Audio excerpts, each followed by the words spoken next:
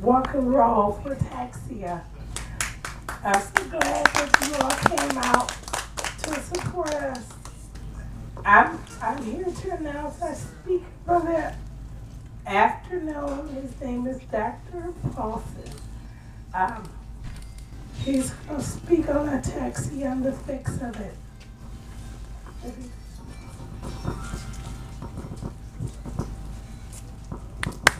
Thank you very much, Tanya. I really appreciate the chance to be here, to meet you, to meet some other people who are part of the Detroit Ataxia chapter. I think it's tremendous what you're doing. It's very important that these kind of efforts take place so that people are aware of what ataxia is and they can develop therapies for it. First, just who am I? I'm Hank Paulson. I'm a neurologist. I'm at the University of Michigan. I moved to Michigan 2 years ago from Iowa, and I'm very delighted to be now a Michigander. The sun may not be out today, but in fact, I think there is some sun on the horizon for ataxia. Now, many people in this audience, I've met many of you already, know what ataxia is. It's clumsiness that can progress over time. You may not be aware that there are about 300,000 people in the country who have ataxia. Most people out there don't know what ataxia is, but there are 300,000 people who have it for various reasons. In some cases it might have been a stroke, or it might have been an accident or a birth injury, but in many cases it's genetic, genes that are inherited over time. Now, for decades we had no clue to what was causing ataxia, but I think now things have changed. We have identified over 40 genes that can contribute to ataxia. Many groups have come up with potential routes to therapy. We don't have any cures yet, but if you take Friedreich ataxia, I know that Friedreich ataxia is known to some of you here. We have some therapies now that are actually helpful for the heart condition that's part of it. And for the SCAs, the dominantly inherited ataxias, my lab and others are looking for potential cures. So I think that there is hope for the near future. We have just screened in my own lab 6,000 compounds to find drugs that might help in ataxia. And some of them work very well in cells, and we're moving into mouse models.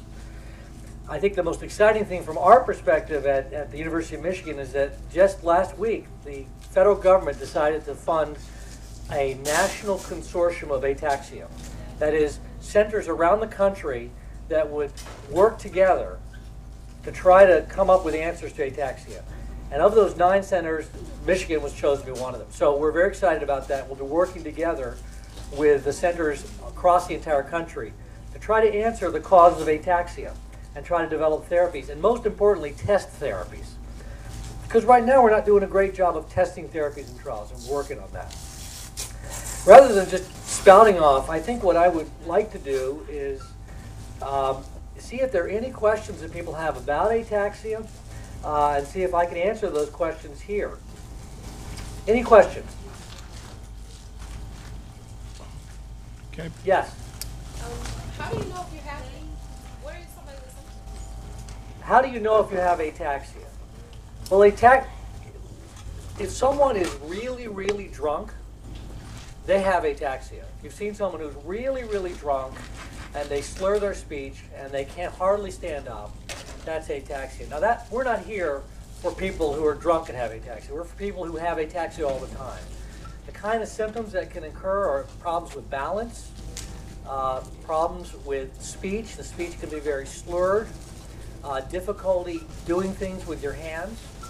Sometimes it can be really subtle, and sometimes it progresses over time. That's how you know when you have ataxia. Is it hereditary? Tony's asking the question, is it hereditary? And about maybe a third of the ataxia in the country is hereditary. That is, it can run in families. It can go from generation to generation. And those would be called the dominantly inherited ataxias. Or it can be inherited, that is genetic, but not run from generation to generation, but only appear in one generation of family. That would be a recessive ataxia. That's about a third of the ataxia. So of those 300,000 people, about 100,000 people in this country have genetic inherited forms of ataxia. As some of you know, we think that some of the people who have ataxia that slowly progresses over time, it is genetic. We just don't have the answer yet. but in some cases we do. Now, there are many people for whom it's not genetic. People who've had a stroke in the cerebellum can be ataxic. People who've had nutritional deficiencies, vitamin E deficiency can be ataxic. That's not inherited. It's a really good question. Any questions over here? Yeah. Does it vary in age when you find out? Does it vary in age when you find out? Absolutely. One of the things that's hard for us as researchers is that ataxia can present when someone's born, or it can present when someone's 85 years old. And there are many ataxias that tend to occur in adults, but there are others that tend to occur in children. And for example, and I know that some of you know about Friedreich ataxia. Friedreich ataxia normally is a childhood disease, but there are people who can have Friedreich ataxia start when they're 30 or 40 or even 60. Okay, so it does vary a lot. That makes it harder for us also to test therapies if it's going to vary that much in age. Yes. Okay, does Parkinson's disease have anything to do? The question is, does Parkinson's disease have anything to do with ataxia? What do you all think? Do you think so? In some of the forms of ataxia, there can be lots of Parkinson's disease. I'll tell you, I started working on ataxia. I was in Philadelphia. I worked at the University of Pennsylvania, and I saw a patient, about a 45-year-old gentleman who had Parkinson's disease. But it ran in his family, and it ended up being an ataxia. It was spinocerebellar ataxia type 3, or SCA3. So there is some overlap. And the reason why I'm asking you is, okay, no one in my family has this, but my grandfather on my mother's side, he had Parkinson's disease. Right. So the point that Tanya's making is that she had a grandparent that had Parkinson's disease, and she has ataxia. It may be that Parkinson's disease is so common that it's in that case just a chance coincidence. But there are certainly some ataxias where Parkinson's disease runs in the ataxia. It reminds me to say an important point, which almost all ataxia involves some shrinkage in the cerebellum, part of the brain. That is, the brain cells disappear. There's degeneration of the brain. And that's what occurs in Parkinson's disease, that's what occurs in Alzheimer's disease, that's what occurs in a lot of different conditions. And we now know there's a lot of similarities across these conditions. So as I was telling Tony earlier, big drug companies don't care about ataxia because there aren't enough people who are affected. They do care about Alzheimer's because there are millions and millions of people affected. They do care about Parkinson's. The good thing for us is that some of the drugs that might reduce the degeneration and the shrinkage that occurs in Alzheimer's and Parkinson's disease might work in ataxia as well. I'll give you one example. There is a form of ataxia called SCA1. It's a dominantly inherited ataxia. It runs from generation to generation in families. And a drug that's been used for decades for schizophrenia called lithium has been shown in the last couple of years to be protective in the brain. And it's been tested now in several different neurodegenerative conditions and showed to have some effect that's positive. So that led people to try it in ataxia. And yes, as you know, and it seems to have helped some people who have it. I'm not saying go out there and take lithium. Don't do that. Don't go out and take lithium because you have ataxia. But the point is, there are similarities across these diseases, and we need to tap into that as ataxia doctors, and you all need to remind us about that as well. Yeah? You said you have a lot of therapies. Are they just physical or are they neurological therapies? So right now we don't have lots of, as you think, neurological or medical therapies, drugs that make things better. In some ataxias we do. In Friedreich's ataxia, coenzyme Q is clearly beneficial. In vitamin E deficiency, vitamin E is very, very important. We know that. But we don't have drugs that slow the ataxia down. We haven't identified those yet. However, physical therapy and doing what we're doing today, walking and rolling, is about the most important thing one can do. And why is that? Studies have shown people who have mild ataxia, who get on a treadmill and who do exercise, do better long term. And maybe that's because you're stronger or you're more coordinated as a result, but the reality is the brain is incredibly adaptive. So as the brain cells shrink or degenerate, other brain cells pick up the slack. And by doing things such as exercise or coordination tasks, you force those other brain cells to pick up the slack. So physical therapy, I don't want to underemphasize it. That's so important. And we think probably a good diet is good. Have potato chips today, but don't have potato chips every day, okay? Well, it is a great pleasure to be here. I think it's fantastic you've all turned out. It's a wonderful event, and I think we really need to thank Tanya for putting this together. And I look forward to meeting many of you in the next half an hour. I unfortunately have to, as Tanya knows, have to leave shortly, but I'll be around for a while, and I'd be delighted to talk to you. And if any of you have questions, you know how to reach us at the University of Michigan. We'd be happy to talk to you. Thank you.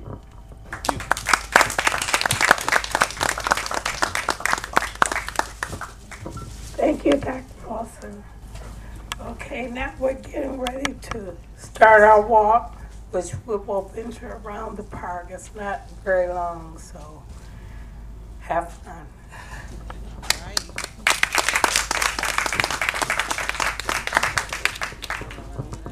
Our starting point will be from the tents. Okay. I'll go to Mark.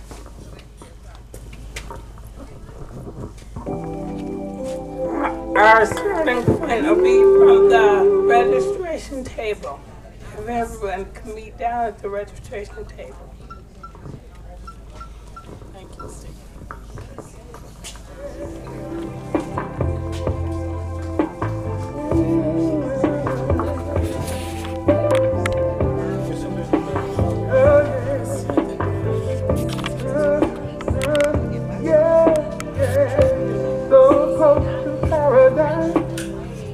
But closer than I should be. Come along for the ride.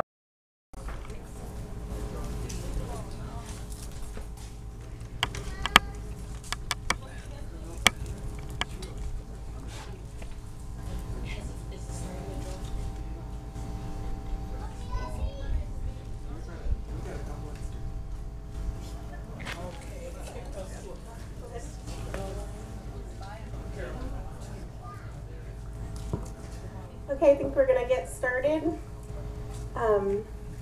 So again, my name is Shauna Feely. I'm a genetic counselor. I work at the Detroit Medical Center with Dr. James Garber, and some of you may know him.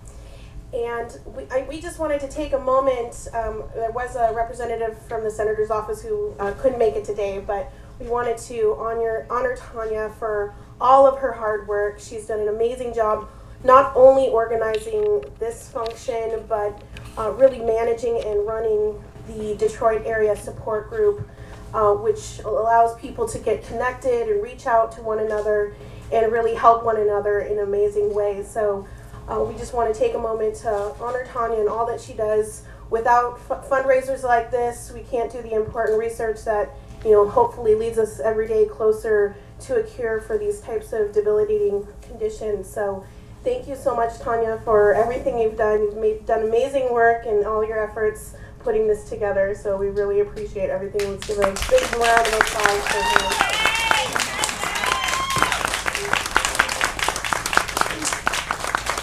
And there's a lovely plaque here, especially honoring her. So if you guys want to come up and take a look at that. Oh. Yay. Very well. Well done. Tanya, let me get a picture. Stephanie? Stephanie, oh, me. Thank you.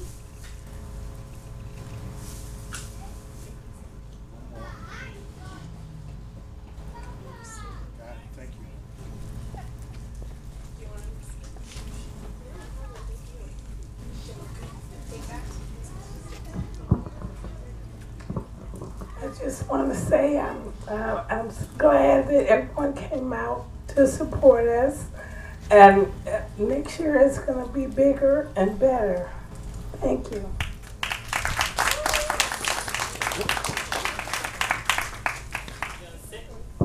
Now, at this time, I want to light candles for the ones who have passed on with ataxia.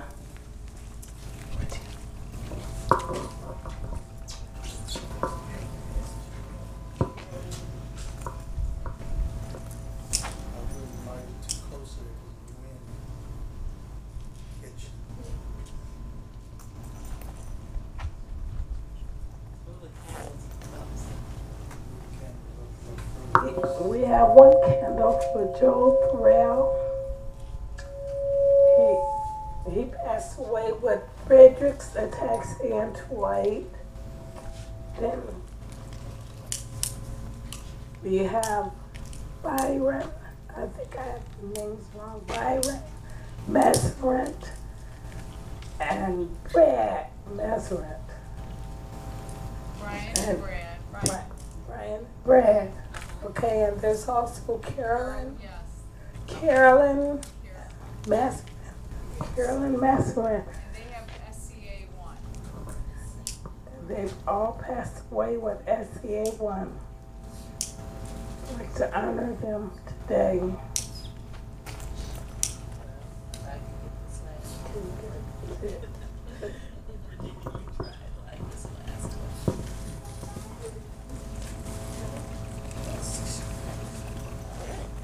There's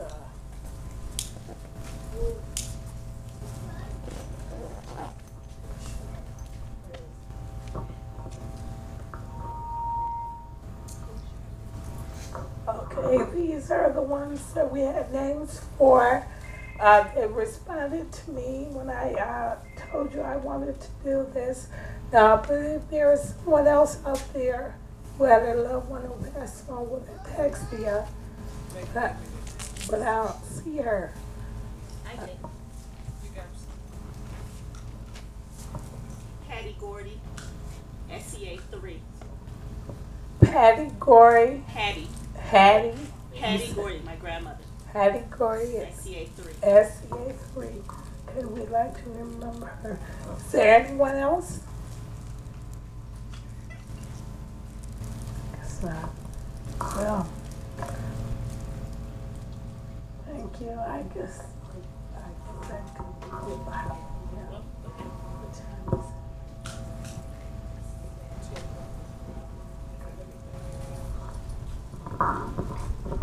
Okay, we would like to thank everyone for coming out today. We had a wonderful time, and thank you guys. And hopefully next year it will be much, much better. Thank you guys.